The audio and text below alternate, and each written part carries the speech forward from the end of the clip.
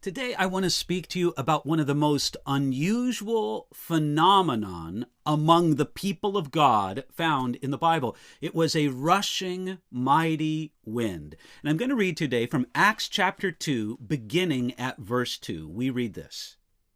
And suddenly there came a sound from heaven as of a rushing, mighty wind, and it filled the whole house where they were sitting.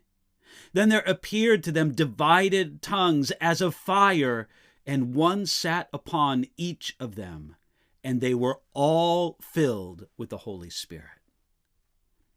After Jesus ascended to heaven, the disciples met to pray and to seek God. They were waiting for the promised gift of the Holy Spirit. Well, God kept his promise, and these words from Acts chapter 2 tell how the Holy Spirit came upon the disciples on Pentecost. This outpouring of the Holy Spirit came with some strange things. It came with a strange sound and a strange sight. Notice first the strange sound. We read, "Suddenly there came a sound from heaven." The association of the sound with a rushing, mighty wind filled the whole house with the outpouring of the Holy Spirit. And this probably has connection with the fact that in both Hebrew and the Greek languages, the word for spirit is the same word for breath or wind. Here, the sound from heaven was the sound of the Holy Spirit being poured out upon the disciples. The sound of this fast, mighty wind would make any of these disciples who knew the Hebrew Scriptures think of the presence of the Holy Spirit. You see, in Genesis chapter 1, verses 1 and 2, it's the Spirit of God as the breath or wind of God blowing over the waters of the newly created earth. In Genesis chapter 2, verse 7, it's the Spirit of God as the breath or wind of God blowing life into newly created man.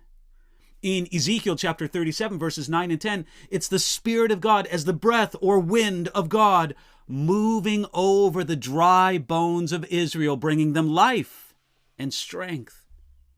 You see, this single line from Acts chapter 2 tells us much about how the Holy Spirit moves. Suddenly, it says, sometimes God moves suddenly. There was a sound. It was real, but you can't touch a sound. It was something real that came into them through their ears.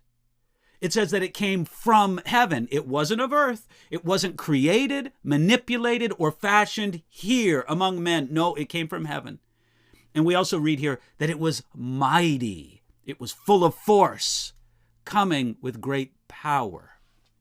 Now, notice that this phenomenon of the rushing, mighty wind happened nowhere else in Acts when the Holy Spirit was poured out. Several other times, the Holy Spirit powerfully filled the people of God. You can find two mentions of that in Acts chapter 4, another in Acts chapter 13, one in chapter 19, and a second one in Acts chapter 13. Now, those were wonderful and valid works of the Spirit, yet on none of those other occasions did they hear a sound from heaven as of a rushing, mighty wind. You see, the strange sound was for that particular day, but it was not of lasting importance. Sometimes God does one-offs, a special something for a single occasion. Now, can you imagine if, on a later occasion, the disciples said, today we weren't really filled with the Spirit because we never heard that sound.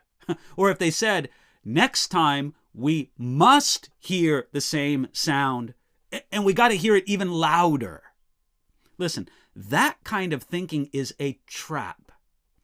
Give God the credit to know when a special experience is necessary and when it's not. You can trust God that way today.